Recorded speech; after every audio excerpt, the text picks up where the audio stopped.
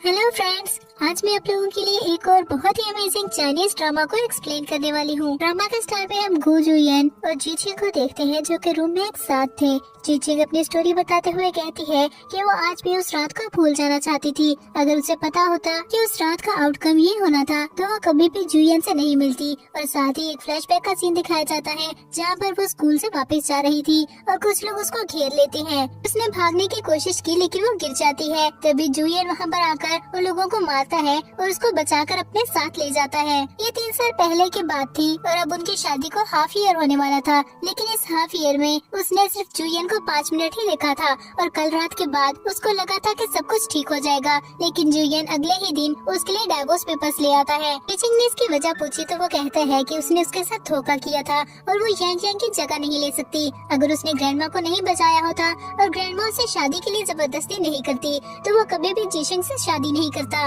ये सुनकर वो बहुत ज्यादा हर्ट हो गई और उसको याद आया कि कल रात जुयन जब उसके पास आया था तो वो अपने होश में नहीं लग रहा था और उसको यांग यांग बुला रहा था। जीचिंग साइन करके वहाँ से चली गई और जाते हुए ये बोल गई कि उसे उम्मीद है वो बाद में रिग्रेट नहीं करेगा। वो हॉस्पिटल में थी जब डॉक्टर युआन शाओ उसके पास आया और बताने लगा कि ग्रैंडमा उसको बुला रही थी। ग्रैंडमा के रूम की तरफ गई और जैसे ही डोर ओपन करने लगी तो उसने जुयन की बातें सुनी जो ग्रैंडमा से बोल रहा था कि उसकी और जीचिंग की डाइवोर्स हो गई है और अब वो दोबारा से उससे शादी नहीं करेगा। यांग यांग उसे बहुत अच्छी है और वो अब सिर्फ यांग यांग से ही शादी करेगा। फिर वो उठकर जीचिंग को इग्नोर करते हुए वहाँ से चला गया। जीचिंग ग्रैंडमा के पास आई तो ग्रैंडमा उसे कहती है कि ये सब उनकी गलती थी। अगर वो जुयन को जीचिंग से शादी के लिए फोर्स नहीं करती तो ऐसा कभी भी नहीं होना था। फिर डॉक्टर युआन शाओ वहाँ पर जीचिंग को बुलाने के लिए आ गया। उसको देखकर ग्रैंडमा सोचती है कि वो भी जीचिंग के लिए अच्छा पार्टनर साबित हो सकता था। ड्यूटी खत्म होने के बाद जीचिंग जब हॉस्पिटल से बाहर आई तो उसने देखा कि बाहर बहुत ज्यादा बारिश हो रही थी। उसके फ्रेंड यांग लिली ने उसे कॉल करके कहा कि वो होटल में उसको कुछ कपड़े देने के लिए आ जाए। इतनी देर में उसके सामने युआन शाओ की गाड़ी आकर रुकी। युआन शाओ से आकर लिफ्ट देने की बात करता है कि जीचिंग ने रिफ्यूज कर दिया ये कहकर कि उसने टैक्सी बुक करवा ली थी, लेकिन तभी उसे टैक्सी ड्राइवर की कॉल आई कि बहुत तेज बारिश की वजह से इस वक्त वहाँ पर नहीं आ सकता। फोन बंद करने के बाद जीचिंग कहती है कि वो ठीक ही बोल रहा था, इस वक्त उसे कोई भी टैक्सी नहीं मिल सकती। फिर वो उसके साथ जाकर गाड़ी में बैठ जाती है। जुयन अपनी गाड़ी से ये सब कुछ देख रहा था। अब जीचिंग होटल के बाहर आ गई थी। वो अंदर एंटर होने लगती है लेकिन गार्ड ने उसे रोक लिया। जीचिंग ने उसे बताना चाहा कि उसके फ्रेंड अंदर है और वो उसको कपड़े देने के लिए आई थी, लेकिन गार्ड कहता है कि उस जैसी पुअर लड़की को वो अपने होटल में एंटर नहीं होने दे सकता। तब तक वहाँ पर युआन शाओ भी आ गया। वो आकर उसके वहाँ आने की वजह पूछता है तो जीचिंग ने उसे बताया कि उसकी फ्रेंड का इंटरव्यू होने वाला था और वो उसको कपड़े देने के लिए आई है, लेकिन गार्ड उसे अंदर नहीं जाने दे रहा। अच्छा को जब पता लगा कि उसकी फ्रेंड का इंटरव्यू मिस्टर शे ले रहे हैं तो वह कहता है कि ये तो कोइंसिडेंस हो गया क्योंकि मिस्टर शे उसके फादर थे। फिर वो दोनों अंदर चले जाते हैं। इस बार युआन शाओ की वजह से गार्ड भी उन्हें नहीं रोकता। जुयन अभी भी अपनी गाड़ी से उन दोनों को देख रहा था। उसे असिस्टेंट पूछता है कि क्या उन दोनों को डिनर कैंसिल कर देना चाहिए, लेकिन जुयन ने कहा कि नहीं, वो अंदर जाएगा। जीचिंग जब अंदर गई तो उसकी फ्रेंड कहती है कि वो बहुत लकी थी जो जीचिंग उसकी फ्रेंड है। जीचिंग ने तो मिस्टर शे के बेटे युआन शाओ से फ्रेंडशिप की हुई थी, जिस पर जीचिंग कहती है कि ऐसी कोई बात नहीं, वो दोनों तो सिर्फ कोलीग्स थे। इसके बाद युआन शाओ उन दोनों को मिस्टर शे के पास ले जाता है, लेकिन सामने जुयन को भी बेटा देखकर जीचिंग शॉक हो जाती है। उन तीनों को देखकर जुयन जानबूझकर कहता है कि क्या मिस्टर शे की डिनर पार्टी पर कोई भी मुंह उठाकर आ सकता था। मिस्टर शे कहते हैं कि नहीं, उसको गलतफहमी हुई है, वो तो उसका बेटा था जो अभी कुछ दिन पहले ही बाहर से आया था। युआन शाओ ने इंट्रोड्यूस करवाया कि वो दोनों लड़कियां उसकी फ्रेंड थी। फिर वो सब डिनर के लिए बैठ जाते हैं, लेकिन जुयन जानबूझकर बार बार जीचिंग की इंसल्ट कर रहा था। यह सुनकर जीचिंग तंग आ गई। उसकी फ्रेंड बोलने लगती है लेकिन उसने रोक दिया, पर जब जुयन चुप नहीं हुआ तो उसको खुद भी गुस्सा आ गया। वो उठकर कहती है कि वो वहाँ पर डिनर नहीं कर सकती थी। वो वहाँ से जाने लगी, लेकिन गर्म चाय उसके हाथ पर गिर जाती है। वो जल्दी से कहती है कि कुछ नहीं हुआ, बिल्कुल ठीक हो जाएगा, और अपने हाथ पर ब्लो करने लगी। उसका रिएक्शन देखकर जुयन को एक फ्लैशबैक याद आया जहाँ वो एक लड़की के साथ बैठा हुआ था। उसके हाथ पर चोट लगी हुई थी और लड़की उसके हाथ पर ब्लो करते हुए कहती है कि कुछ भी नहीं हुआ, वो जल्दी ठीक हो जाएगा। तो जल्दी से उठकर जीचिंग के पास गया और उसका हाथ चेक किया। उसके हाथ पर एक और भी चोट का निशान था। उसको एक और फ्लैशबैक याद आया, इसमें कुछ लोग उसको किडनैप करके ले जा रहे थे और वो लड़की यांग यांग उसकी गाड़ी के पीछे भागते हुए चिल्ला रही थी, पर वो गिर जाती है जिसकी वजह से उसके हाथ पर चोट लग गई। ये सब याद आने के बाद जुयन ने जीचिंग से पूछा कि क्या वो ऑर्फेनेज में रहती थी और ये चोट उसके वहीं पर लगी थी। तो जीचिंग ने हाँ कहा और उसे अपने ऑर्फेनेज का नाम बताया। ये सुनकर वो कहता है कि ऐसा कैसे हो सकता था, वो दोनों ऑर्फेनेज तो एक दूसरे से बहुत ज्यादा दूर थे। थे। क्या वो ओवर थिंक कर रहा था। और साथ ही बचपन का एक और फ्लैशबैक दिखाया जाता है जिसमें वो दोनों बंधे हुए थे और बाहर खड़े गुंडे आपस में कुछ डिस्कस कर रहे थे। जू यन ने यांग यांग को अपने पास बुलाया और अपने मुंह की हेल्प से उसकी रस्सी खोल दी। फिर उसे कहा कि वो उसका बटन लेकर उसकी ग्रैंडमा के पास जाए और उनको हेल्प के लिए ले आए। ये एक गेम है और अगर वो ऐसा कर पाई तो वो जीत जाएगी। यांग यांग ने उसका बटन ले लिया और कहा कि वो उसके पास वापस जरूर आएगी। फिर वो विंडो के जरिए से बाहर निकल जाती है। थोड़ी देर बाद ग्रैंडमा गार्ड्स के साथ वहाँ पर आती है। जुयन बेहोश पड़ा था। जब उसको होश आया तो उसने देखा कि हर तरफ आग लगी हुई थी। वो यांग यांग को हर जगह ढूंढता है लेकिन यांग यांग उसको नहीं मिलती। चीचिंग ने उससे अपना हाथ छुड़ा लिया और युआन चाओ से कहा कि वो वहाँ से जाना चाहती थी। युआन चाओ सबसे एक्सक्यूज करके उसको वहाँ से ले जाता है। उसके जाने के बाद असिस्टेंट जुयन को बताने लगा कि जीचिंग उसके घर से कुछ भी नहीं लेकर गई थी, यहाँ तक कि उसका दिया हुआ 50 मिलियन का चेक भी वो वहीं पर छोड़ गई थी। और उस रात जुयन को ट्रक देने का प्लान ग्रैंडमा का था, न कि जीचिंग का। ये सुनकर जुयन सोचता है कि क्या उसने जीचिंग को मिसअंडरस्टूड कर लिया था। अगले सीन में जीचिंग जंग लिली के साथ बाउलिंग क्लब आई थी। गार्ड उसको रोककर कहता है कि कोई भी आम इंसान अंदर एंटर नहीं हो सकता। फिर जीचिंग ने एक ब्लैक कार्ड निकाल कर उसे दिखाया तो उस कार्ड उनको अंदर जाने दिया। यांग लिली ने पूछा कि वो कार्ड उसने कहाँ से लिया था, वो बहुत ही अमेजिंग था। तो जीचिंग ने बताया कि वो कार्ड उसको लियोन चाओ ने दिया था। फिर वो मिस्टर शे के पास जाते हैं और जियांग ने बताया कि वो वहाँ पर उनका इंटरव्यू लेने के लिए आई थी। मिस्टर शे से पहले कि उसके साथ इंटरव्यू के लिए जाते वहाँ पर जू येन आ गया। वो आकर जीचिंग से कहता है कि वो उसके साथ बाउलिंग करे, तब तक उसके फ्रेंड इंटरव्यू कर लेगी। जीचिंग सोचती है कि अगर उसने ऐसा नहीं किया तो वो मिस्टर शे को लेकर वहाँ से चला जाएगा और उसके फ्रेंड का इंटरव्यू फिर से बीच में ही रह जाएगा। उसने कहा कि उसको बाउलिंग नहीं आती तो जुयन बोला कि फिर वो उसको सिर्फ पास करे, प्ले वो करेगा। इस पर वो मान जाती है। उसके बाद उसके फ्रेंड इंटरव्यू के लिए मिस्टर शे को अपने साथ ले गई और वो बॉल्स पास करने लगी, लेकिन फिर वो बहुत ज्यादा थक जाती है। जुयन ने कहा कि अगर जीचिंग को खेलना नहीं आता तो वो उसको सिखाएगा। फिर वो उसको प्रैक्टिस करवाने लगता है। थोड़ी देर बाद उसके फ्रेंड और मिस्टर शे वहाँ पर आ गए। तब वहाँ पर युआन चाओ भी आ गया। वो आकर जीचिंग से कहता है कि जीचिंग ने उसे ट्रीट देनी थी। जीचिंग बोली कि वो बहुत ज्यादा महंगा खाना ऑर्डर न करे वरना वो अफोर्ड नहीं कर सकेगी। जुयन जानबूझकर कहता है कि अगर जीचिंग ट्रीट दे रही थी तो फिर तो उन्हें भी डिनर के लिए जाना चाहिए। वो जानबूझकर एक बहुत ही एक्सपेंसिव डिश का नाम लेता है। उसे पता था कि जीचिंग अफोर्ड नहीं कर सकेगी। युआन चाओ ने कहा कि उसके होते हुए जीचिंग को टेंशन लेने की जरूरत नहीं थी, लेकिन बाद में उसे युआन चाओ को अलग से ट्रीट देनी होगी। तब तक जुयन का असिस्टेंट वहाँ पर आकर बताने लगा कि मंग याओ एयरपोर्ट पर आ गई थी और उसका वेट कर रही थी। वो ये बोलकर जीचिंग से चला गया कि ये डिनर उसके ऊपर उधार है। युआन चाओ जो अपने ऑफिस में था, जीचिंग उसके लिए कॉफी लेकर गई और उसे थैंक्स बोला क्योंकि उसकी वजह से जीचिंग को बहुत कुछ सीखने को मिला था। युआन चाओ ने कहा कि अगर वो सच में थैंक्स कहना चाहती थी तो उसके साथ पार्टी में चले। अब हम देखते हैं कि वो दोनों पार्टी में थे। युआन चाओ जीचिंग को अपने पेरेंट्स से मिलवाता है। थोड़ी देर बाद वहाँ पर जू येन और मंग याओ भी आ गए थे। उसके फ्रेंड्स को पता लग गया था कि उन दोनों की डाइवोर्स हो चुकी है। युआन चाओ ने जीचिंग के साथ डांस किया और ये देखकर जू येन बहुत ज्यादा जेलस हो रहा था। इसके बाद जीचिंग को बहुत सारे लोगों ने डांस की ऑफर की, लेकिन वो रिफ्यूज कर देती है। पर जू येन उसके पास जाकर फिर से उसकी इंसल्ट करने लगा। ये देखकर युआन चाओ जल्दी से पास आया और उन दोनों की फाइट स्टार्ट हो गई। जीचिंग ने उन दोनों को रोका और मंग याओ भी पास चली गई थी। मंग याओ ने खुद को इंट्रोड्यूस करवाया तो जीचिंग को लगा कि वो यांग यांग है जिसके बारे में उस रात जुयन बात कर रहा था।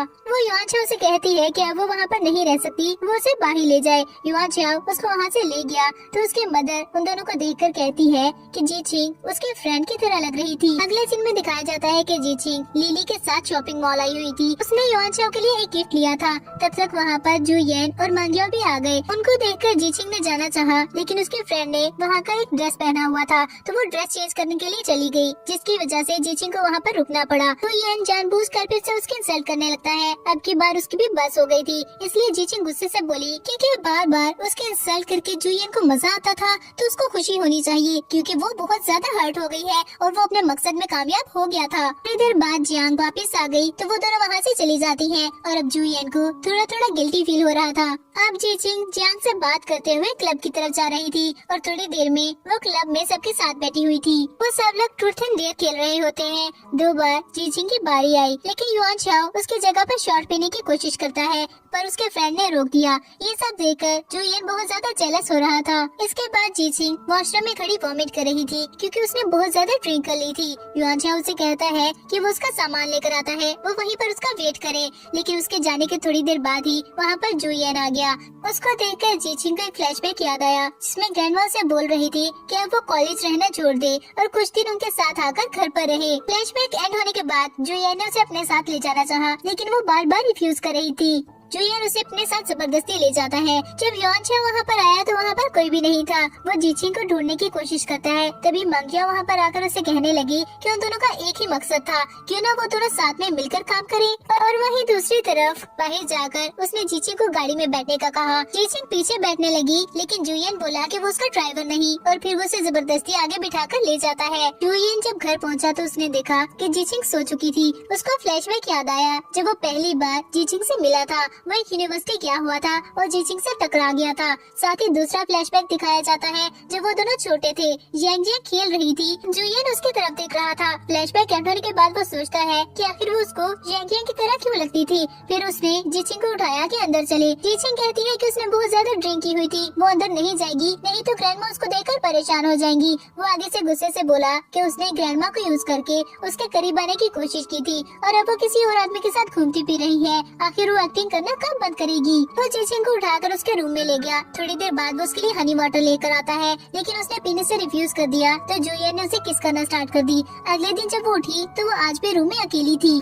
अब वो बाहर बेंच पर बैठी हुई थी जब जुयन दूर से आकर उसको देखने लगा। वो जुयन की तरफ देखती है तो उसको फ्लैशबैक का एक सीन याद आता है जिसमें जुयन ने उसे अपना बटन देकर ग्रैंडमा को लाने के लिए भेजा था। ये सब बहुत ज्यादा धुंधला होने की वजह से उसे कुछ भी याद नहीं आ पाता। वो यांग के स्टाइल में खड़ी होती है तो उसको देखकर जुयन सोचने लगा कि वो बहुत ज्यादा यांग से रिजेंबल करती थी, लेकिन शायद वो ज्यादा ही सोच रहा है। आखिर वो उसकी यांग कैसे हो सकती थी। शाम में जब वो घर आया तो ग्रैंडमा उसे कहती है कि आज वो जल्दी वापस आ गया था। फिर पूछने लगी कि आखिर वो कब दोबारा जीचिंग से शादी करेगा। उसने कहा कि वो ऐसा नहीं करने वाला तो ग्रैंडमा बोली कि उन्हें अच्छे से पता है कल रात जो उसने किया था अब वो रिफ्यूज नहीं कर सकता। जुयन बोलता है कि वो दोनों बड़े हो गए थे और ऐसी चीजें बिल्कुल नॉर्मल है, इसका मतलब ये नहीं कि वो उससे शादी कर ले। जीचिंग जो बाहर ही खड़ी थी वो ये बातें सुनकर बहुत ज्यादा हर्ट हो गई और बगैर कुछ सोचे रोड की तरफ भागना शुरू कर दिया। सामने से आती गाड़ी से वो टकराने ही वाली थी जब किसी ने उसे धक्का दिया और वो गाड़ी उसे हिट कर देती है। जीचिंग सिर्फ उसके बैक ही देख सकती थी। जब उसको होश आया तो उसके सामने युआनचाओ खड़ा हुआ था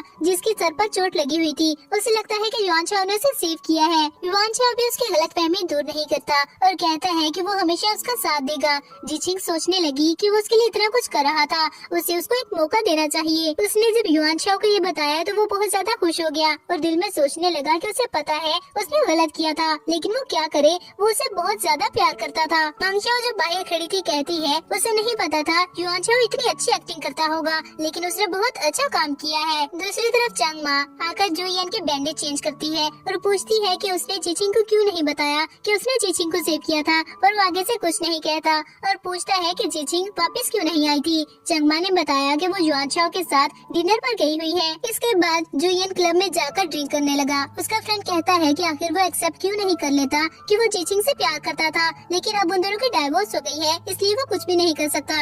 आगे से जुयन बोला कि वो उसे प्यार नहीं करता था, वो सिर्फ यांग से प्यार करता है। तो उसका फ्रेंड चुप हो गया क्योंकि वो उसे नहीं समझा सकता था। अब हम देखते हैं कि युआनचाओ जीचिंग को छोड़ने के लिए जा रहा था। जीचिंग कहती है कि उसे रेस्ट करनी चाहिए थी, पर वो बोला कि ये उसकी रिस्पॉन्सिबिलिटी है। तो जीचिंग ने कहा कि वो उसको ग्रैंडमा के पास ले जाए। फिर वो दोनों ग्रैंडमा से मिलने के लिए आए। घर के बाहर युआनचाओ ने जीचिंग को फ्लावर्स दिए और जुयन अपनी गाड़ी से ये सब देख रहा था। गुस्से में आकर वो अपने असिस्टेंट से कहता है कि वो वापस ऑफिस चले। उधर वो दोनों ग्रैंडमा के पास गए और जाकर उनको बता दिया कि वो दोनों साथ थे। थोड़ी देर बाद वहाँ पर जुयन मंगियाओ को लेकर आ जाता है। जीचिंग को वहाँ पर देखकर मंगियाओ को समझ आ गई कि जुयन उसे अपने साथ क्यों लेकर आया था। इनमान सबको बातें करने का कहकर अंदर चली गई, लेकिन जुयन की भीड़ से युआनचाओ से लड़ाई होने वाली थी। पर जीचिंग बीच में आकर बोली कि जो भी मसला था उन दोनों का था, इसलिए वो किसी और को बीच में ना लाए। तो जुयन ने कहा कि ये तो वो बाद में देखेंगे और वहाँ से चला गया। मंगिया सोचती है कि वो भी इतनी आसानी से हार नहीं मानेगी। जब ग्रैंडमा वहाँ पर आई तो जीचिंग उनसे कहती है कि अपने थीसिस तक वो हॉस्टल में ही रहना चाहती थी। अब जीचिंग घर के बाहर झूले पर बैठी हुई थी जब जुयन उसके पास आया। उसको देखकर वो खड़ी हो जाती है। जुयन उसे बात करते हुए कहता है कि वो युआन चाओ से ब्रेकअप कर ले, वरना इस काम में वो उसकी हेल्प करेगा। जीचिंग को समझ नहीं आ रही थी कि आखिर वो करना क्या चाहता है। पहले उसने उसे डाइवोर्स ले ली और अब वो फिर से जीचिंग को कैद करना चाहता था। जीचिंग का फ्लैशबैक याद आया जिसमें वो ग्रैंडमा से बोल रहा था कि उन दोनों के बीच जो कुछ भी हुआ वो बिल्कुल नॉर्मल था और वो सिर्फ यांग यांग से ही शादी करेगा। जीचिंग कहती है कि उसे नहीं लगता, वो बहुत ही ज्यादा पागलों वाली बातें कर रहा था। कल वो वहाँ से चली जाएगी और फिर उसके सामने कभी भी नहीं आएगी। जुयन जब अंदर गया तो ग्रैंडमा ने उसे वो फ्लावर्स दिखाए जो युआन चाओ ने जीचिंग को दिए थे। वो गुस्से में आकर फ्लावर्स फेंक देता है और कहता है कि इस लाइफ में तो सिर्फ जीचिंग उसकी ही हो सकती थी। अगले सीन में दिखाया जाता है कि जीचिंग अपने फ्रेंड्स के साथ अपनी ग्रेजुएशन की पार्टी सेलिब्रेट कर रही थी। उसने युआन चाओ को देखा जो बहुत ही ज्यादा वीक लग रहा था। फिर उसको जुयन की बात याद आई कि वो ब्रेकअप कर ले, वरना फिर वो उसकी हेल्प करेगा। वो युआन चाओ से इसकी वजह पूछती है कि आखिर उसको क्या हुआ था, लेकिन वो उसकी बात को टाल देता है। युआन चाओ ने कहा कि वो दोनों खाना खाएं, वो गाड़ी लेकर आता है। उसके जाने के बाद जीचिंग ने अपने एक कोलीग को कॉल करके पूछा कि हॉस्पिटल में क्या हुआ था। उसके फ्रेंड ने बताया कि ज्यादा तो उसे भी नहीं पता, लेकिन युआन चाओ हॉस्पिटल नहीं आ रहा था और जरूर कोई न कोई इंसिडेंट हुआ है। जांग लीली ने पूछा कि ऐसा कैसे हो सकता है, तो जीचिंग ने कहा कि ये सब कुछ किसी ने जानबूझकर किया था। फिर उसने जुयन को कॉल की और उसे कहा कि क्या ये सब उसने किया है, तो वो आगे से बोला कि उसने पहले ही बोला था कि वो ब्रेकअप कर ले, वरना वो उसकी हेल्प करेगा और अब वो यही कर रहा था। जीचिंग युआन चाओ के साथ जाकर गाड़ी में बैठी और उसे कहा कि उसे सब कुछ पता लग गया था। युआन चाओ ने कहा कि उसे इस बात से फर्क नहीं पड़ता क्योंकि वो बहुत ही ज्यादा रिच फैमिली से ताल्लुक रखता है, इसलिए जीचिंग को भी फिक्र करने की जरूरत नहीं। लेकिन जीचिंग को पता था भले ही वो रिच फैमिली से है, लेकिन डॉक्टर बनना उसका ड्रीम था। जीचिंग यूएन से मिलने के लिए उसके कंपनी जाती है, लेकिन असिस्टेंट ने कहा कि वो ऐसे अंदर नहीं जा सकती जब तक उसकी अपॉइंटमेंट नहीं है। उसने जुयन को कॉल की, पर जब वो कॉल पिक नहीं करता तो फिर वो असिस्टेंट को कॉल करती है। असिस्टेंट जो जुयन के ऑफिस में ही था, उसने फोन स्पीकर पर लगाकर कहा कि जुयन बिजी है और उससे नहीं मिल सकता। फिर असिस्टेंट के जाने के बाद जुयन को सुकून नहीं आ रहा था। उसने असिस्टेंट को वापस बुलाया और कहा कि वो जीचिंग को बता दे कल वो होटल जाएगा, वो वहाँ पर आकर उसे मिल सकती है। असिस्टेंट ने बाहर आकर जब जीचिंग को कॉल करके बताया तो जीचिंग बोली कि वो प्लेस तो बहुत बड़ी थी, आखिर वो उसको कैसे ढूंढेगी। तो असिस्टेंट बताने लगा कि सुबह 8 बजे वो वहाँ से निकलेगा, अगर वो चाहे तो उसके साथ ही जा सकती थी। अगले सीन में जब वो दोनों होटल पहुँचे तो एक लड़की ने आकर उनसे खाने के बारे में पूछा। जुयन ने पहले मना कर दिया, लेकिन जब उसने देखा कि जीचिंग को भूख लगी थी तो वो खाना लगाने को बोलता है। जीचिंग ने थोड़ा सा खाया, लेकिन जब उसने देखा कि जुयन नहीं खा रहा था और उसे ही देखे जा रहा था तो वो भी रुक जाती है। उसने देखा कि जुयन गुस्से में लग रहा था तो वो सोचती है कि अभी उसे इस मैटर के बारे में बात नहीं करनी चाहिए। जुयन उठकर अपने रूम में चला गया तो वो वहीं पर बैठी इंतजार करती रही, क्योंकि उसे लग रहा था कि वो बहुत बिजी है और वो उसे डिस्टर्ब नहीं करना चाहती थी। जुयन जब बहुत देर उसका इंतजार करता रहा और वो अंदर नहीं आई तो वो गुस्से में सोचता है कि उसके पास इतने पैसे नहीं थे कि वो एक और रूम अफोर्ड कर सके। जब उसने कॉल करके पता किया तो उसे पता चला कि वो तो उसी टेबल पर बैठे बैठे सो गई थी। जीचिंग टेबल पर सर रखे सो रही थी जब वेट्रेस उसके पास आई और कहने लगी कि वो 2 घंटे ज्यादा टेबल पर बैठी रही है, इसलिए उसको बिल पे करना होगा। वो और कुछ नहीं कर सकती थी, इसलिए बिल पे करके वहाँ से बाहर चली गई। अब वो सर्दी में बैठी हुई जुयन का इंतजार कर रही थी। जुयन जब वहाँ पर आया तो जीचिंग उसका बाजू पकड़कर उठने लगती है। उसके ऐसे करने से जुयन के पेन हुआ तो वो पूछती है कि आखिर उसके बाजू पर क्या हुआ था। तभी असिस्टेंट आकर बताने लगा उसके एक्सीडेंट के बारे में। ये सुनकर जीचिंग को याद आया कि उसका एक्सीडेंट भी उसी दिन हुआ था, पर ये कोइंसिडेंस कैसे हो सकता है। फिर वो दोनों रूम में चले गए तो असिस्टेंट उनके लिए मिल्क टी लेकर आता है। जीचिंग ने कहा कि अब वो उसको इसके लिए पे करने का ना बोले, क्योंकि उसे पता था कि पहले उसने जो पेमेंट की है वो भी जुयन का ही काम है। थोड़ी सी टी पीने के बाद जीचिंग बात करने लगी, लेकिन उसको युआन चाओ की कॉल आ जाती है। वो कॉल अटेंड करके बाहर चली गई और जानबूझकर उसके राइट हैंड इंजरी के बारे में पूछा। युआन चाओ ने कहा कि कौन सी इंजरी, वैसे भी वो लेफ्ट हैंड से काम करता था और अगर कोई इंजरी होगी भी तो उसको फिक्र करने की जरूरत नहीं। ये सुनकर जीचिंग को समझ आ जाती है कि उसने उसकी जान युआन चाओ ने नहीं बल्कि जुयन ने बचाई थी। कॉल एंड होने के बाद वो वापस जुयन के पास गई और उससे पूछने लगी कि आखिर उसने युआन चाओ के साथ ऐसा क्यों किया था। क्या उसे नहीं पता कि डॉक्टर के लिए माल प्रैक्टिस कितनी ज्यादा इम्पोर्टेंट होती है। वैसे भी उन दोनों की डाइवोर्स हो गई थी, अब वो क्या चाहता है। जुयन ने कहा कि वो चाहता है कि वो युआन चाओ से ब्रेकअप करके उसके पास वापस आ जाए। इस पर जीचिंग खड़ी होकर बोली कि वो मंगिया से प्यार करता था और वो उन दोनों के बीच में नहीं आना चाहती, इसलिए वो उसकी जान छोड़ दे। तभी उसको चक्कर आने लगते हैं तो जुयन उसको लेकर सोफे पर गिर गया और बोला कि वो मंगिया से प्यार नहीं करता था। फिर वो उसको किस करने लगता है। दूसरी तरफ असिस्टेंट ने जाकर ग्रैंडमा को कॉल करके कहा कि काम हो गया था। अगले दिन जुयन उठा तो सोचने लगा कि जब से यांग यांग गई थी उसको रात को सोने के लिए मेडिसिन लेनी पड़ती थी, लेकिन ये पहली पहली दफा हुआ था कि उसको मेडिसिन की जरूरत नहीं पड़ी। फिर थोड़ी देर बाद जब जीचिंग उठी तो उसे लगता है जुयन उसको फिर से अकेला छोड़कर चला गया था, पर उसने देखा कि जुयन सोफे पर बैठा हुआ है। वो उठकर जीचिंग के पास गया और उसे ब्रेकफास्ट करने को कहा। उसके बाद वो उसे अपने साथ घर ले गया और चंगमा को बताया कि आज के बाद वो वहीं पर रहेगी। जुयन रूम में गया तो जीचिंग विंडो के पास खड़ी हुई थी। वो उससे पूछती है कि आखिर वो किस आइडेंटिटी के साथ उसको वहाँ पर लेकर आया था। वो मंगिया से प्यार नहीं करता था, पर वो यांग यांग से तो प्यार करता था। वो उसके लिए कुछ भी नहीं है। फिर उसको अपनी और यांग यांग की सारी स्टोरी बताता है और कहता है कि यांग यांग उसको अभी तक नहीं मिली थी। उसके बाद सुनकर जीचिंग को उसके लिए बुरा फील होता है और फिर वो दोनों किस करने लगे। लेकिन बीच में ही उसके असिस्टेंट की कॉल आ गई और कॉल सुनते ही जुयन को पता लगा कि यांग यांग के बारे में कोई क्लू मिला था, तो वो जीचिंग को वहीं पर छोड़कर वहाँ से चला गया। अब वो अपने ऑफिस में बैठा एक वीडियो देख रहा था जो बिल्कुल भी क्लियर नहीं थी और पास खड़ा आदमी एक्सप्लेन कर रहा था कि उस दिन उसने देखा था एक कपल उस लड़की को लेकर जा रहा था, लेकिन वो यांग यांग है या नहीं इस बारे में वो कंफर्म नहीं बता सकता। तो जुयन ने अपने असिस्टेंट से उस कपल के बारे में पता करवाने को कहा। जब वो घर गया तो जीचिंग उसके पास आकर उससे बात करने की कोशिश करती है, पर वो उसे इग्नोर करके अंदर चला गया। ग्रैंडमा ने जब उसे पूछा कि आखिर वो अपनी शादी की वाइन कब पिला रहा था,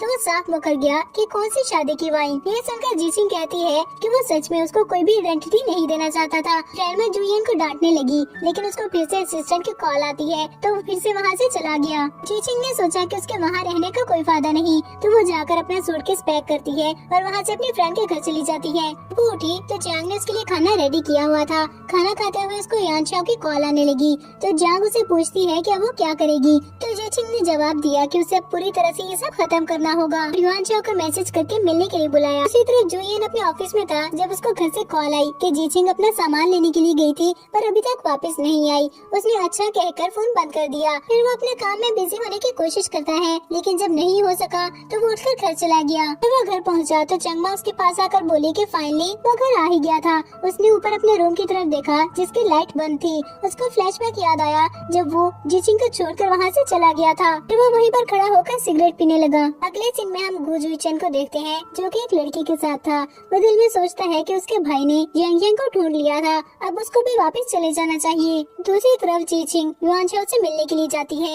युआनचाओ ने कहा कि वो गाड़ी में बैठकर बात करेंगे, लेकिन जीचिंग कहती है कि उसे सब कुछ पता लग गया था और साथ ही फ्लैशबैक दिखाए जाते हैं जब जुयन ने उसे बचाया था और युआनचाओ ने झूठ बोल दिया था कि उसने बचाया है। जीचिंग की सारी बात सुनने के बाद युआनचाओ ने उसे हक कर लिया और कहा कि वो उसे बहुत प्यार करता है, इसलिए उसने ऐसा किया था। युआनचाओ ने एक और चांस मांगा, लेकिन जीचिंग कहती है कि अब वो ऐसा नहीं कर सकती। उन दोनों को ये स्टार्ट ही नहीं करना चाहिए था, वो हमेशा फ्रेंड्स बनकर रह सकते हैं। युआनचाओ ने उसे बताया कि वो कुछ दिनों में अब्रॉड जा रहा था, वो बस ये चाहता है कि जीचिंग खुश रहे। अब हम देखते हैं कि जीचिंग अपने ऑफिस गई तो उसने देखा वहाँ पर कोई फ्लावर्स रख कर गया हुआ था। उसने वो फ्लावर्स उठाए और बाहर ले गई। जुईचेन जो उसे ही देख रहा था उसके पास आकर बोला कि उसे पता था वो ऐसा ही करेगी, इसलिए वो उसके लिए और फ्लावर्स ले आया है। अब जुईचेन उसके ऑफिस में उसके सामने बैठा हुआ था। जीचिंग ने कहा कि वो बिल्कुल ठीक है, लेकिन फिर भी उसने मेडिसिन दे दी थी, अब वो वहाँ से जा सकता है। पर जुईचेन उसके साथ फ्लर्ट करने की कोशिश करने लगा। जीचिंग उसकी बातों में नहीं आई तो वो सोचता है कि आखिर उसके भाई की पसंद थी,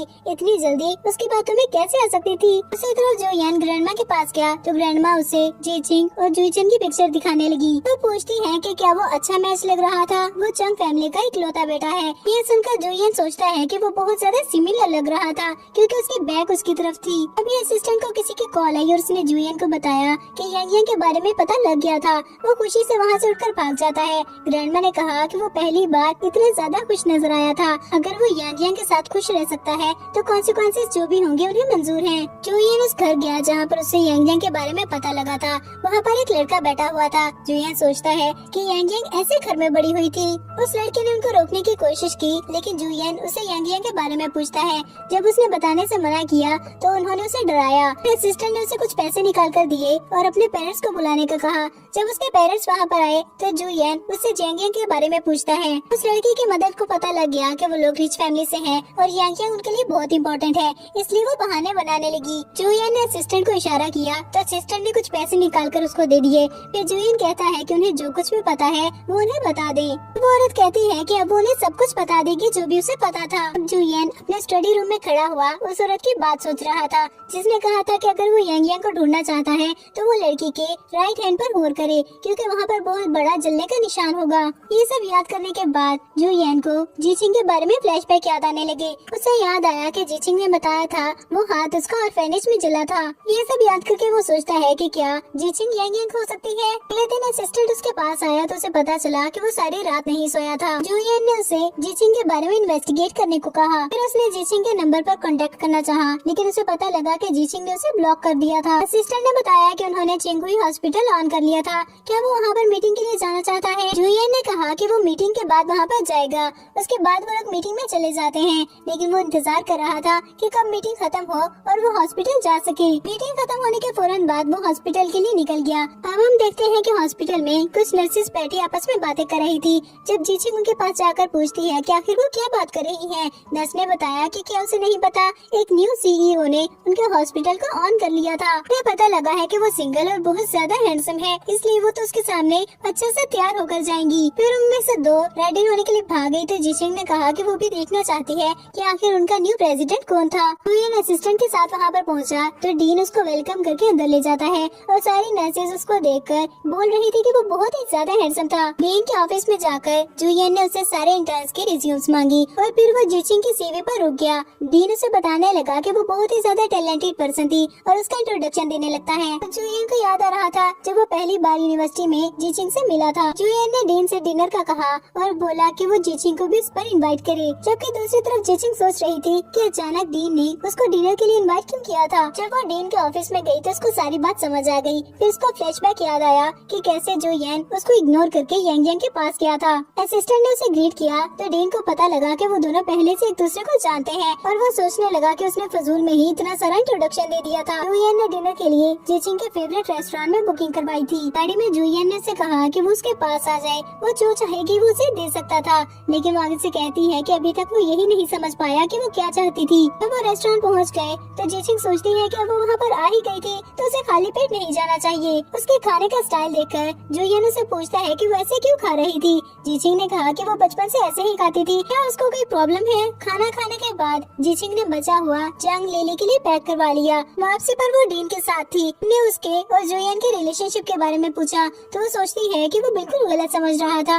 आखिर वो उसे कैसे बताए कि उनकी डाइवोर्स हो चुकी थी। दूसरी तरफ जुयन जो अपनी गाड़ी में था उसको याद आया कि आज वो कैसे खाना खा रही थी। वो स्माइल करते हुए सोचता है कि आखिर उसको यांग यांग मिल ही गई। उसके बचपन की आदत चेंज नहीं हुई थी और अब वो उसको खुद से दूर नहीं जाने देगा। जीचिंग घर गई तो उसने वो खाना निकाल कर जियांग को दिया। तभी उसको जुयन की कॉल आती है जो नीचे उसका वेट कर रहा था। जब वो जुयन के पास गई तो जुयन उसको जबरदस्ती किस करने की कोशिश करता है। ये देखकर उसने उसे थप्पड़ मार दिया और गुस्से में वहाँ से चली गई। जब वो गाड़ी में बैठा तो असिस्टेंट बोला कि वो लव एक्सपर्ट था और वो गारंटी के साथ कह सकता है कि वो इस बात पर गुस्सा थी कि अभी तक उसने उसे प्रपोज नहीं किया। अगर वो जीचिंग को प्रपोज करके अपनी फीलिंग्स के बारे में बताएगा तो वो जरूर समझ जाएगी। अगले दिन जुयन ब्रेकफास्ट कर रहा था जब उसने असिस्टेंट को कॉल करके मीटिंग कैंसिल करने को बोला और चंगमा को बताया कि वो दोबारा से शादी करने वाला था। और चंगमा ने फौरन से ये बात ग्रैंडमा को बता दी। थोड़ी देर बाद ही ग्रैंडमा की कॉल आ गई। वो जुयन से कहती है कि आखिर उसको समझ आ ही गई थी। असिस्टेंट जीचिंग को घर ले आया था। जब वो चंगमा के साथ अंदर गई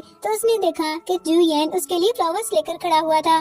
जुयन ने उसको प्रपोज किया और उसको रिंग दी, लेकिन वो देखती है कि रिंग के ऊपर यांग यांग लिखा हुआ था। जीचिंग को लगा कि वो उसको सब्स्टिट्यूट बनाना चाहता था। वो रिंग उठाकर फेंक देती है। जुयन जल्दी से जाकर रिंग ढूंढने लगा तो जीचिंग ने पूछा कि क्या रिंग और यांग यांग उसके लिए इतनी ही इम्पोर्टेंट थी कि वो इतनी सर्दी में वो रिंग ढूंढ रहा है। जिस पर जुयन बोला कि वो बहुत ज्यादा इम्पोर्टेंट थी, उसकी लाइफ से भी ज्यादा। तो वो गुस्से में वहाँ से चली जाती है। अब जुयन क्लब में बैठा हुआ ड्रिंक कर रहा था जब उसके फ्रेंड ने बताया कि उसका भाई सच में वापस आ गया था, लेकिन पता नहीं कैसे वो चंग फैमिली का इकलौता बेटा बन गया है और उसने अपना नाम चेंज करके जोचंग रख लिया था। उसकी पिक्चर देखकर जुयन को अपनी ग्रैंडमा की बात याद आई जिन्होंने जीचिंग की एक पिक्चर दिखाई थी एक आदमी के साथ। ये देखकर वो सोचता है कि इस तरफ से जरूर पता लग जाएगा कि जीचिंग ही यांग यांग है, इसलिए उसे कुछ दिन जीचिंग से दूर रहना होगा। उसके फ्रेंड ने एक लड़की को इशारा करके वहाँ पर बुलाया तो वो लड़की आकर जुयन के साथ बैठ जाती है। वो अपना इंट्रोडक्शन करवाने लगी और बताया कि उसका नाम ली जीशुआन था। वो सोचती है कि जुयन इतनी महंगी वाइन पी रहा था, वो जरूर बहुत ही ज्यादा रिच होगा। थोड़ी देर बाद जुयन वहाँ से उठकर चला गया तो वो उसका कोड देने के बहाने से उसके पीछे भाग जाती है। अपना फोन भी वहीं पर छोड़ गया था। जब उस पर जीचिंग की कॉल आई तो जीशुआन ने कॉल अटेंड करके कहा कि वो अभी शावर लेने के लिए गया हुआ था।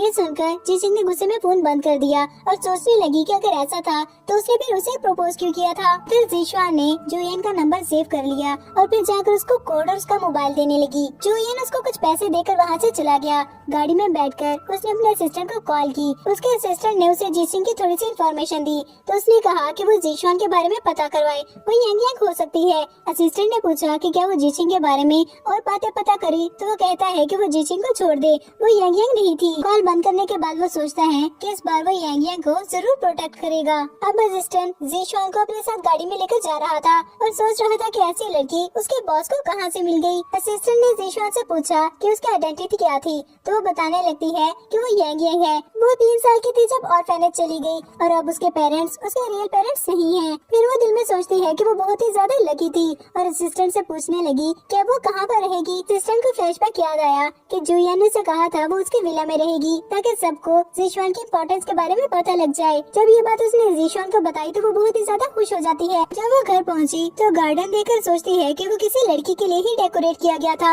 इसका मतलब वो सब उसके लिए किया गया है। जब उसने चंगमा से जुलियन के बारे में पूछा तो चंगमा ने बताया कि वो अपनी वाइफ को ढूंढने के लिए गया हुआ था। ये सुनकर कहती है कि कौन सी वाइफ, उसको तो लगा था वो सिंगल है। उसने जीचिंग के बारे में पता करवाने की कोशिश की लेकिन चंगमा आगे से कहती है कि वो एक सर्वेंट थी, इसलिए उसने कभी इस बातों पर ध्यान नहीं दिया। और अगले दिन में जीशुआन जीचिंग के पास उसके ऑफिस चली गई थी। जीचिंग उसकी आवाज सुनकर कहती है कि वो बहुत ज्यादा सिमिलर लग रही थी और उसको फ्लैशबैक याद आया जिस दिन उसने जुलियन को कॉल की थी और आगे से जीशुआन की आवाज सुनने को मिली थी।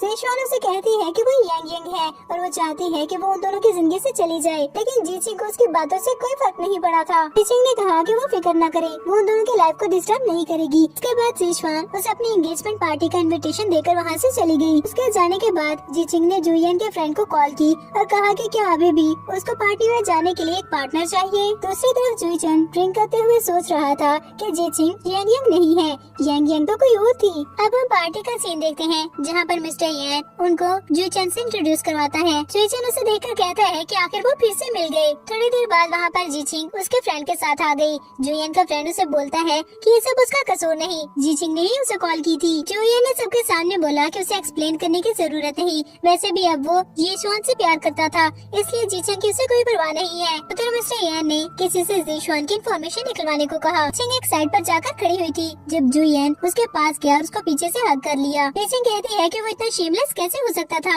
यांग यांग के मिलने के बाद भी वो उसके पास क्या करने के लिए आया है। जुयन ने पहले एक्सप्लेन करने की कोशिश की लेकिन जब उसको फील हुआ कि वो एक्सप्लेन नहीं कर पाएगा तो वो कहता है कि वो बस इतना बताने के लिए आया था कि जुईचन अच्छा आदमी नहीं है, वो उससे दूर रहे। पर वो उसको इग्नोर करके वहाँ से चली गई तो जुयन दिल में सोचता है कि वही उसकी यांग यांग थी, वो ये सब सिर्फ उसके लिए ही कर रहा था। दूसरी तरफ मिस्टर येन जुईचन के साथ खड़ा हुआ था। मिस्टर येन ने जीशुआन की सारी इन्फॉर्मेशन दी और बताया कि उसका भाई अब उस पर नजर रखे हुए था। जुईचन बोला कि अब उसे भी कोई जल्दी नहीं थी, उसे थोड़ा सा वेट कर लेना चाहिए था। फिर मिस्टर येन ने पूछा कि क्या अभी भी वो जीचिंग को फ्लावर्स भेजेगा तो आगे से कहता है कि नहीं, क्योंकि अब वो उसके काम की नहीं थी। अब हम देखते हैं कि जीचिंग अपनी रिपोर्ट लेने के लिए रिसेप्शन पर गई तो उसने नर्सेस की बात सुनी जो बोल रही थी कि जुयन अपनी गर्लफ्रेंड को पेरेंटल चेकअप के लिए हॉस्पिटल लेकर आया था। ये सुनकर वो बहुत ज्यादा हर्ट हो गई थी। फिर उसने नर्स से अपनी रिपोर्ट ली और रिपोर्ट देखकर वो शॉक हो जाती है। दूसरी तरफ असिस्टेंट ने जुयन को जाकर ये बताया कि जीशुआन की फेक प्रेगनेंसी के बारे में न्यूज फैला दी गई थी।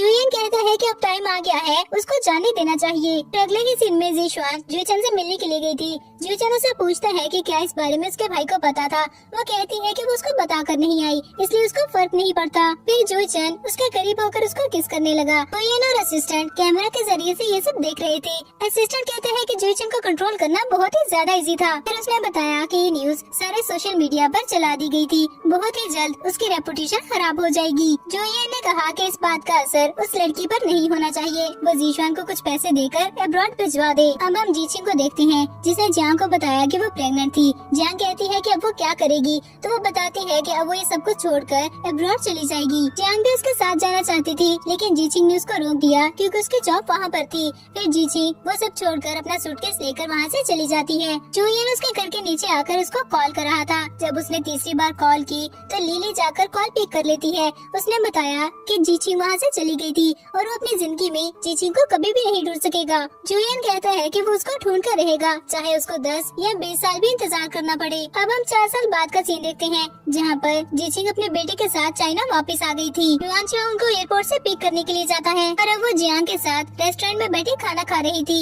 जियांग ने हांगकांग को अपने पास बुलाया और उसे प्यार करने लगी। फिर वो पूछती है कि क्या उसके आने का ग्रैंडमा को पता है। ग्रैंडमा उसको बहुत ज्यादा याद करती थी। इस पर जीचिंग कहती है कि इस संडे वो ग्रैंडमा से मिलने के लिए जाएगी और ग्रैंडमा को सरप्राइज देगी। लिली ने उसे पूछा कि क्या वो युआनचाओ के साथ थी। इस पर उसने मना कर दिया तो लिली उसे बताने लगी कि जूचन 3 साल पहले जेल चला गया था और जूचन ने उसको हर जगह ढूंढा था। 3 साल पहले वो लड़की उसकी कुछ भी नहीं लगती थी, लेकिन जीचिंग ने उसकी बात बीच में ही काट दी और कहा कि अब इस बातों का उससे कोई लेना देना नहीं है। उधर जुयन को इस बारे में पता लग गया कि वो वापस आ गई थी, लेकिन असिस्टेंट ने बताया कि वो अकेली नहीं आई थी, युआनचाओ भी उसके साथ आया था। इसके बाद उसके मुंह से ब्लड आने लगा तो असिस्टेंट ने कहा कि उसको चेकअप के लिए जाना चाहिए क्योंकि उसकी स्टमक ब्लीडिंग फिर से स्टार्ट हो गई थी। पर जुयन ने मना कर दिया और कहा कि जो पार्टी का इनविटेशन आया था वो उसको दिखाए। जीचिंग अपने ऑफिस में थी जब एक एम्प्लॉय के पास आई और उसको गेस्ट की लिस्ट दिखाने लगी। लिस्ट चेक करने के बाद उसको पता लगा कि जुयन भी पार्टी में इनवाइटेड था, लेकिन वो कुछ नहीं कहती क्योंकि उसे पता था कि कभी न कभी उसे जुयन को फेस करना ही होगा। थोड़ी देर बाद युआनचाओ भी वहाँ पर आ गया तो वो अपने बिजनेस के बारे में डिस्कस करने लगते हैं। अब हम पार्टी का सीन देखते हैं जहाँ पर जुयन भी आया था और सब लोग उसको देखकर शॉक थे क्योंकि 3 साल पहले जो भी हुआ था उसके बाद से उसने कोई भी पार्टी अटेंड नहीं की थी। वो जाकर युआनचाओ से मिला तो युआनचाओ से कहता है कि उसके साथ कोऑपरेट करके उन्हें बहुत अच्छा लगेगा। फिर वो जीचिंग से बोला कि वो वापस आ गई थी, लेकिन वो युआनचाओ के साथ वापस क्यों आई है। जीचिंग ने उसकी बातों को इग्नोर कर दिया और युआनचाओ के साथ बाकी गेस्ट से मिलने लगी। जब वो मिस्टर टोंग से मिली तो वो मिस्टर टोंग को बहुत ज्यादा फैमिलियर लगती है। वो जाकर दूसरी लड़कियों के पास खड़ी हो गई तो मिस्टर टोंग युआनचाओ से बोलते हैं कि वो डीएनए टेस्ट करवाना चाहते थे क्योंकि उसको लगता है कि वो उसकी सिस्टर है जो बचपन में खो गई थी। युआनचाओ उसकी बात सुनकर जीचिंग के पास जाकर खड़ा हो गया और इस बारे में सोचने लगा। फिर उसने जीचिंग से पूछा कि वो ऑर्फेनेज में बड़ी हुई थी, क्या उसको अपने बायोलॉजिकल पेरेंट्स के बारे में पता है। जीचिंग ने बताया कि उसे नहीं पता तो वो फिर पूछने लगा कि क्या वो उनको ढूंढना चाहती है तो जीचिंग ने बोला कि उसने इस बारे में कभी भी नहीं सोचा था। फिर वो मौका देकर जीचिंग का एक हेयर ले लेता है। अब हम देखते हैं कि जीचिंग हील्स पहनने की वजह से बहुत ज्यादा थक गई थी तो वो जाकर सोफे पर बैठ जाती है और अपने पाँव पर मेडिसिन अप्लाई करने लगती है। तभी वहाँ पर जुयन आ गया और उसके हाथ से वो स्टिक ले ली। फिर वो उसके पाँव पर मेडिसिन अप्लाई करते हुए उसे कहता है कि वो दोबारा से एक क्यों नहीं हो सकते। जीचिंग ने उसको झूठ बोल दिया कि वो 4 साल युआनचाओ के साथ थी और वो दोनों एक दूसरे से प्यार करते हैं और बहुत जल्द शादी भी करने वाले हैं। फिर वो उसके पास से उठकर चली जाती है। अब वो एक सड़क पर चलती हुई जा रही थी, लेकिन उसको बहुत ज्यादा ठंड भी लग रही थी। जुयन जो उसके पीछे ही आ रहा था, जब उसने उसे देखा तो वो अपने सिस्टर से गाड़ी लाने को बोलता है। फिर गाड़ी लेकर उसने जीचिंग के पास जाकर खड़ी कर दी। जीचिंग उसको इग्नोर करके चलती रही, लेकिन वो भी गाड़ी उसके पीछे लाता रहता है। जीचिंग उसे कहती है कि उसका इस तरह से पीछे आना ठीक नहीं था। वो दिल में सोच रही थी कि उसको बाद में हांगकांग को भी पिक करना है, इसलिए वो उसके साथ नहीं जा सकती। लेकिन जुयन ने उतरकर जबरदस्ती उसे गाड़ी में बिठा लिया। उसको ड्रॉप करने के बाद भी जुयन गाड़ी लेकर वहीं पर खड़ा रहा तो वो सोचती है कि आखिर वो जा क्यों नहीं रहा। हांगकांग थोड़ी ही देर में आ जाएगा, उसके बारे में जुयन को पता नहीं लगना चाहिए। जुयन ने असिस्टेंट को कॉल करके कहा कि वो जीचिंग की 4 साल की सारी इन्फॉर्मेशन कलेक्ट करके उसे दे। फिर वो वहाँ से चला गया तो जीचिंग भी रिलैक्स हो गई। अब हम देखते हैं कि युआनचाओ हॉस्पिटल में मिस्टर टोंग का वेट कर रहा था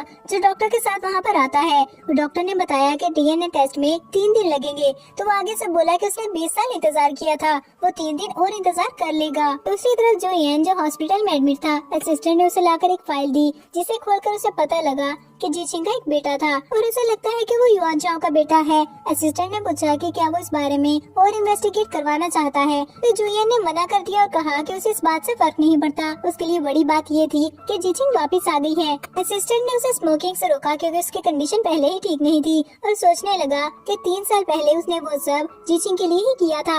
असिस्टेंट ने उसे पूछा था कि वो जीचिंग को इस बारे में क्यों नहीं बता देता तो उसने बोला था कि जीचिंग इस बात को सुनकर और ज्यादा परेशान हो जाएगी और वो नहीं चाहता कि वो अपनी लाइफ किसी भी डर में जिए। फ्लैशबैक एंड होने के बाद असिस्टेंट ने जब जुयन की तरफ देखा तो वो फिर से सिगरेट पीने लगा था तो असिस्टेंट उससे सिगरेट और लाइटर छीन कर ले जाता है। जीचिंग जब काम पर जाने के लिए अपने घर से निकली तो उसने देखा जुयन उसके घर के सामने बैठा हुआ था और उसने बहुत ज्यादा ड्रिंक की हुई थी।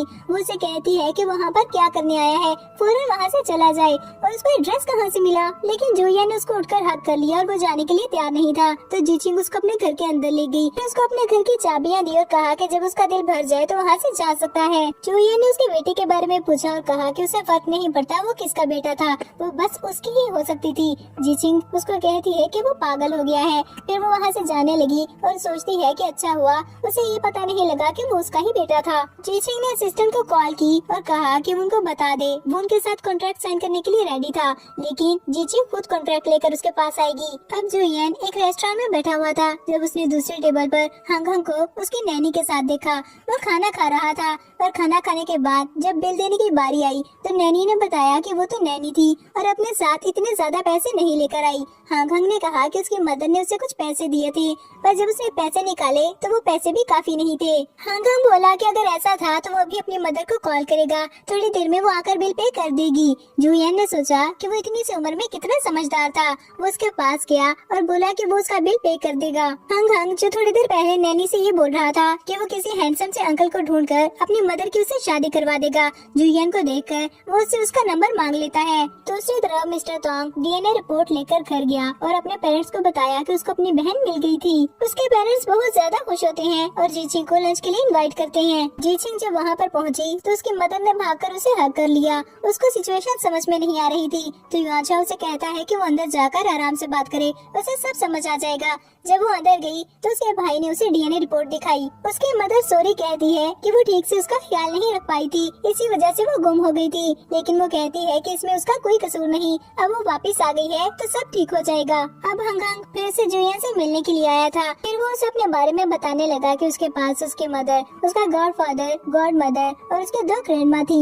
जुहियन ने उसके फादर के बारे में पूछा तो हांगकांग ने बताया कि उसका फादर नहीं है, बचपन से उसके पास सिर्फ उसकी मदर थी, इसीलिए वो चाहता है कि जुहियन उसकी मदर से शादी कर ले। जुहियन ने बताया कि वो पहले से किसी और को पसंद करता था, इसलिए वो उसकी मदर से शादी नहीं कर सकता। फिर असिस्टेंट ने आकर जुहियन को याद दिलाया कि आज उसकी मीटिंग थी जीचंग से, तो वो हांगकांग को भेज देता है, ये कहकर कि नैनी उसका वेट कर रही है। हांगकांग के जाने के बहुत देर बाद भी जीचिंग वहाँ पर नहीं आई थी। बहुत वेट करने के बाद युआंछा वहाँ पर आया और बताने लगा कि जीचिंग को कुछ काम था, इसलिए उसको आना पड़ा। उसे उम्मीद है कि जुहियन को उसका आना बुरा नहीं लगा होगा। जुहियन बोला कि वो कॉन्ट्रैक्ट साइन कर देगा, पहले वो उसके सवालों के जवाब दे। क्या पिछले 4 साल वो जीचिंग के साथ था, जिस पर उसने कहा कि वो नहीं था। फिर जुहियन ने दोबारा से पूछा कि क्या हांगकांग उसका बेटा है, इस पर भी उसने नहीं कहा तो वो रिलैक्स हो जाता है। फिर उसने कॉन्ट्रैक्ट उठाकर साइन कर दिया। अब हम हांगकांग को देखते हैं जो कि जीचिंग के साथ था। उसने जीचिंग का मोबाइल लेकर जुहियन को कॉल की और उसे बताया कि आज उसकी मदर उसे पिक करने के लिए आई थी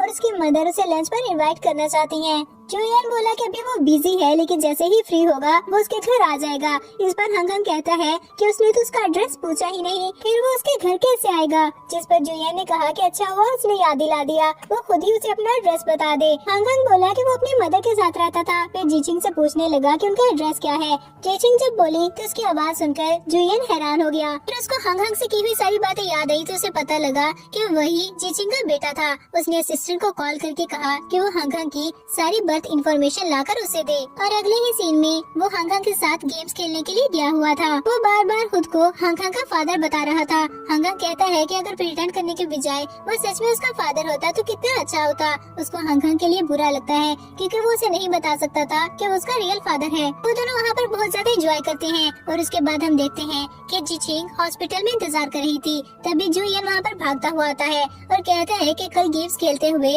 हांगकांग बहुत ज्यादा एक्टिव था, फिर एकदम से वो बीमार कैसे पड़ सकता है। डॉक्टर ने आकर बताया कि उसको ल्यूकेमिया हो गया था। ये सुनकर वो सब बहुत ज्यादा शॉक हो जाते हैं। जुहियन जाकर जीचिंग को कंफर्ट करने लगा, लेकिन मिस्टर टोंग बीच में आ गया। वो कहता है कि वो हांगकांग का बायोलॉजिकल फादर था, इसलिए उसको बचाने के लिए वो कुछ भी करेगा। जीचिंग कहती है कि इस वक्त उसको क्लोज रिलेटिव ही बचा सकते थे, उसके पेरेंट्स या फिर उसके सिबलिंग्स। ये सुनकर जुहियन ने कहा कि वो उसकी हेल्प जरूर करेगा। फिर वो दोनों हांगकांग के पास गए तो हांगकांग बोला कि उसे तो आज स्कूल जाना था, वो हॉस्पिटल में क्यों है, और जुहियन से पूछने लगा कि वो वहाँ पर क्या कर रहा था। जुहियन बोला कि उसको पता लगा था हांगकांग ठीक नहीं है, फिर भला वो उसे मिलने कैसे नहीं आता। अब जीचिंग डॉक्टर के पास जाकर पूछती है कि क्या बोन मैरो मैच किया। डॉक्टर ने बताया कि बोन मैरो मैच करना बहुत ही मुश्किल था। उसने पूछा कि क्या जीशुआन अपने बच्चे को लेकर वहाँ पर नहीं आई, तो डॉक्टर ने बताया कि वहाँ पर कोई भी बच्चा नहीं आया था। उसे अभी भी लग रहा था कि जुयन और जीशुआन का एक बच्चा था और वो उसके बोन मैरो से हंगा को बचा सकती थी।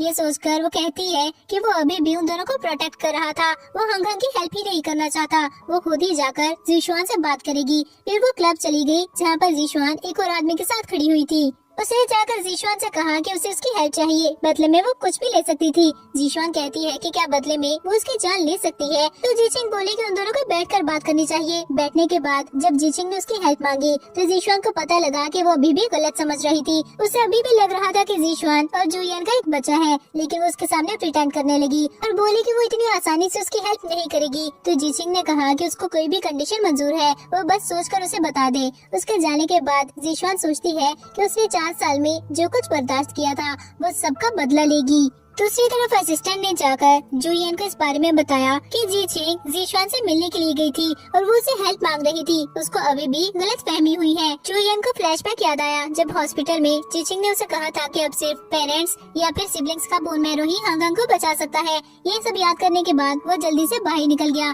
ताकि जीचिंग से इस बारे में बात कर सके। उसने जाकर जीचिंग से बात करने की कोशिश की, लेकिन जीचिंग ने कहा कि अभी वो हंगंग के अलावा और कोई बात नहीं करना चाहती। आखिर उसने अपना प्रॉमिस पूरा क्यों नहीं किया। जुयन ने कहा कि वो हंगंग के लिए बोन मैरो ले आएगा, लेकिन वो जीशुआन से दूर रहे। पर वो आगे से फिर से मिसअंडरस्टूड कर लेती है और कहती है कि वो अभी भी उन दोनों को प्रोटेक्ट कर रहा था। आखिर वो इतना पत्थर दिल कैसे हो सकता है। उसका फ्लैशबैक याद आया जहाँ पर जीशुआन ने उसे कहा था कि 4 साल पहले जुयन उसे इतना प्यार करता था कि उसके लिए अपने भाई को भी जेल में भेज दिया। दूसरी तरफ हम जीशुआन को देखते हैं जिसने किसी से कॉल करके कहा कि वो जीचिंग को फैक्ट्री बुलवाएगी और वहीं पर उन्हें वो काम करना है, लेकिन पैसों की वो बिल्कुल भी फिक्र न करे। जीचिंग एक बॉक्स लेकर एक रोड पर आकर खड़ी हो गई और जीशुआन को कॉल करके कहा कि वो पैसे ले आई थी, वो कहाँ पर है। तभी कोई उसके पीछे से आकर उसके मुंह पर रुमाल रख लेता है और उसको बेहोश करके वहाँ से ले गया।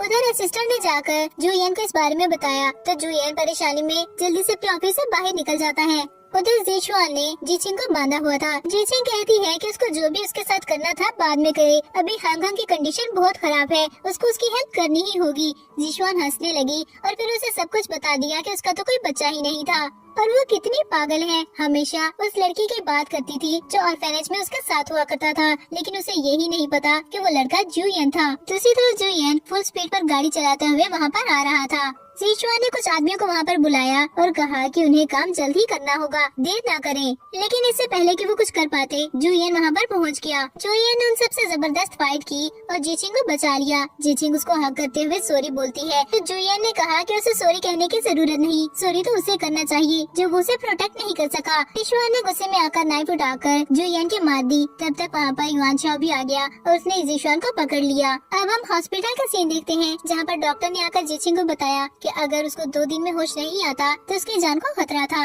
इसलिए वो मेंटली प्रिपेयर रहे। उसके जाने के बाद असिस्टेंट जीचिंग को बताने लगता है कि उसने 3 साल पहले जो कुछ भी किया था उसी के लिए किया था। फिर उसने जीचिंग को उसके लॉकर का कोड दिया और कहा कि अगर उसके पास वक्त हो तो जाकर देखिए उसने उसके लिए क्या किया था। जीचिंग घर गई तो उसने देखा कि सब कुछ वैसा ही था जैसा वो छोड़ के गई थी, कुछ भी चेंज नहीं हुआ था। वो जुयन के रूम में गई और उसकी शर्ट की तरफ देखने लगी। असिस्टेंट ने बताया था कि उसकी शर्ट का एक बटन हमेशा गायब रहता है। फिर उसने लॉकर खोला और उसमें से वो रिंग निकाली जो 3 साल पहले उसने जीचिंग को दी थी। वहाँ पर एक रिकॉर्डिंग डिवाइस भी पड़ी हुई थी। जब उसने वो ओपन करके देखी तो उसमें बहुत सारी रिकॉर्डिंग्स थी जिसमें वो रोज ये रिकॉर्ड करता था कि आखिर वो कब आएगी, और आज उसको इतने दिन हो गए हैं उसे दूर हुए।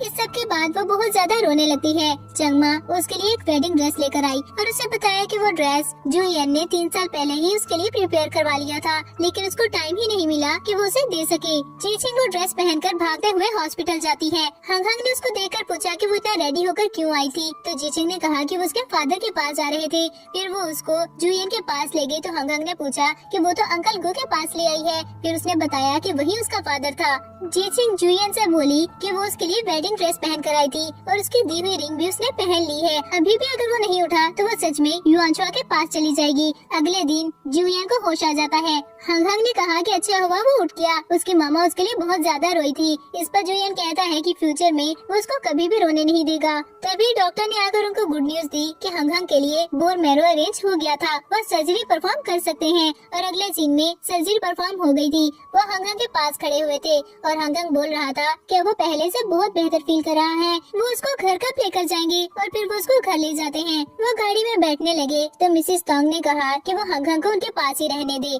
इस पर जीचिंग कहती है कि उसने ग्रैंडमा से प्रॉमिस किया था वो हंग हंग को उनके पास ले जाएगी। फिर मिसेस तोंग को सैड देखकर वो कहती है कि वो भी कुछ दिन उनके पास आकर रह सकती थी। ये सुनकर वो खुश होकर उनके साथ गाड़ी में बैठ जाती है। जब वो ग्रैंडमा के पास हंग हंग को लेकर आए तो हंग हंग ने फौरन से भागकर ग्रैंडमा को हक कर लिया। फिर ग्रैंडमा पूछने लगी कि आखिर वो दोनों दोबारा से शादी कब कर रहे थे और अब वो दोनों मैरिज सर्टिफिकेट लेने के लिए आए हुए थे। जीचिंग ने पूछा कि क्या वो सच में दोबारा से शादी करना चाहता है तो जुयन बोला कि क्या उसका इरादा बदल गया था और फिर वो दोनों जाकर मैरिज सर्टिफिकेट ले आते हैं। बाहर आकर जीचिंग बोली कि उसे अपने घर के कर्टन्स का कलर अच्छा नहीं लगता इसलिए वो चेंज करना चाहती है।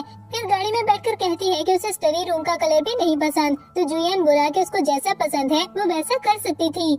जुयन मीटिंग में था जब मिस्टर वैंग के जल्दी मीटिंग एंड करने पर उसको गुस्सा आ गया। असिस्टेंट बाहर जाकर उसको एक्सप्लेन करता है कि मिस्टर वैंग की बेटी की शादी थी इसलिए उन्हें जल्दी है। ये बात सुनकर उसने कहा कि वो उनके लिए गिफ्ट प्रिपेयर करे और खुद भी कुछ दिन की छुट्टी ले सकता था। असिस्टेंट को तो उसकी बात पर यकीन ही नहीं आया। वो कहता है कि शादी के बाद वो इंसानों की तरह बिहेव कर रहा था। अब वो दोनों घर आ गए थे जब चंगमा जीचिंग के लिए सूप बनाने के लिए जाती हैं। जुयन उसे कहता है कि उसको ज्यादा खाना चाहिए क्योंकि वो बहुत ज्यादा वीक हो गई थी। अब वो दोनों खाना खा रहे थे जब जुयन को किसी की कॉल आई तो वो काम करने के लिए स्टडी रूम में चला जाता है। अब वो दोनों रूम में थे जब जीचिंग ने कहा कि वो हंगा को देख कर आती है लेकिन जुयन ने उसे रोक लिया और बोला कि वो अपने हस्बैंड को अकेले कैसे छोड़ सकती थी और फिर उसे किस करने लगता है।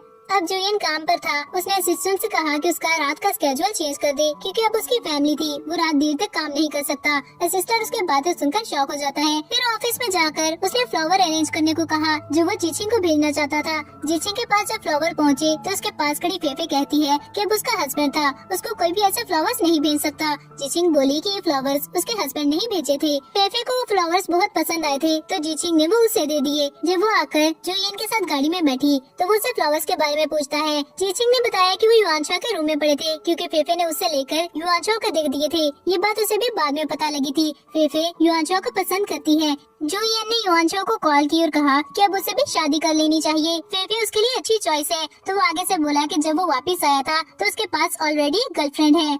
अब हम देखते हैं कि जुयन ने चंगमा से कहा कि वो जीचिंग के लिए फिश सूप प्रिपेयर कर दें। जब वो वहाँ पर आती है तो चंगमा उसके लिए फिश सूप लेकर आई लेकिन वो देखते ही उसको वॉमिटिंग फील होने लगती है। फिर उसको रियलाइज हुआ कि वो प्रेग्नेंट थी। जब इस बारे में उसने जुयन को बताया तो वो खुशी से उसे हग कर लेता है। और यहीं पर हमारा ये ड्रामा एंड हो गया। आपको आज का ड्रामा कैसा लगा हमें कमेंट सेक्शन में जरूर बताइएगा और ऐसे ही अमेजिंग ड्रामास के लिए हमारे चैनल को सब्सक्राइब कर दें।